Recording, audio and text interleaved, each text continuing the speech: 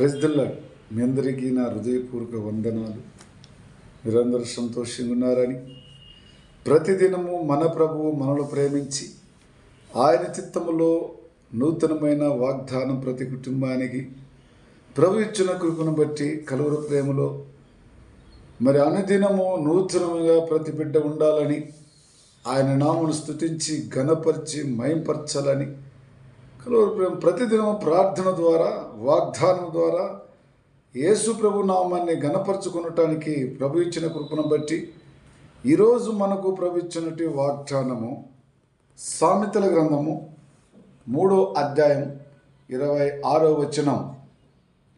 నీ కాళ్ళు చిక్కుబడుకున్నట్లు ఆయన నిన్ను కాపాడును. నీ కాళ్ళు చిక్కుకోకుండా ఉండినట్లు దేవుడు మనల్ని కాపాడుతున్నాడు.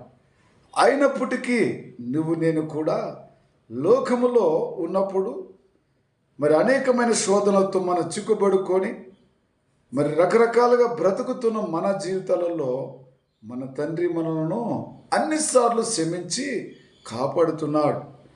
మరి దేవుని నామములో బ్రతుకుతున్న మనము మన యొక్క త్రోవలలో మనం నడుచుచున్నప్పుడు కూడా మరి అటు ఇటు తిరిగి చూడకను నడవకను తండ్రి కుమార పరిశుద్ధాత్మలు మనం బ్రతుకుట వారు ఉంటున్నాం కదా.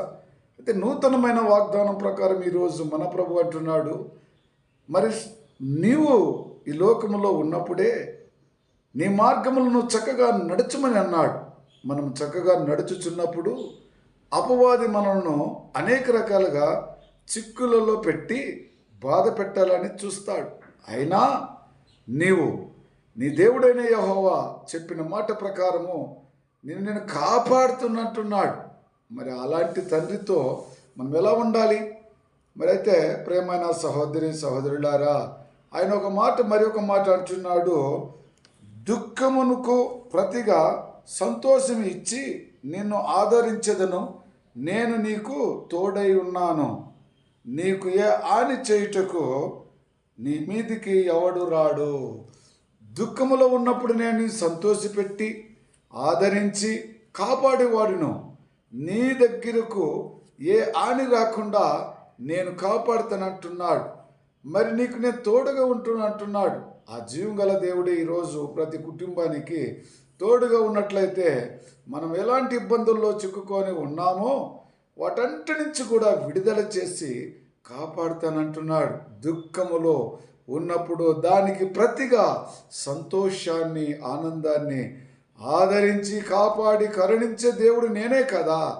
మరి నువ్వు ఎందుకు దిగులు పడుతున్నావు? ఎందుకు దుఃఖిస్తున్నావు?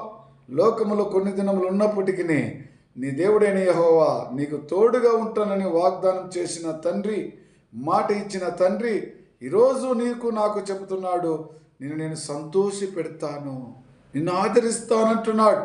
ప్రియ సహోదరి సహోదరులారా, అంతేకాకుండా మరొక మాటలో ఆయన మాట్లాడుచున్న మాటలు బట్టి నీవు ఆయనకు ప్రార్థన చేయగా ఆయన నీ మనవి ఆలకించుచున్నాడు. నువ్వు ఎప్పుడైతే ఆయనకు దుఃఖంలో ఉండి ప్రార్థిస్తున్నావా, లేక సంతోషం నుండి ప్రార్థిస్తున్నావా, లేక ఆయన నామమును అనుదినము నూతనమైన హృదయం కలిగి నలిగిన హృదయం కలిగి ప్రార్థిస్తుంటే నీ ప్రార్థన నీ మనవి ఆలకించుచున్నవాడు దేవుడు నేనే కదా అని మన ప్రభువే మనకు కృప చూపించి మాట్లాడుచున్నాడు. దేవునికి స్తోత్రం. ఈ దినం ఎంతమంది అయితే మరి ఎన్నో విధాలుగా చిక్కుబడి ఉండి అన్ని రకాలుగా ఎక్కడెక్కడో ఇరుక్కొనున్నట్టు వారుగా, ఇబ్బందులు పాలనట్టు వారుగా, కాళ్ళు కట్టుబడినట్టు వారుగా, ఏది తోచినట్టు వారుగా భూమి మీద జీవిస్తున్నావా?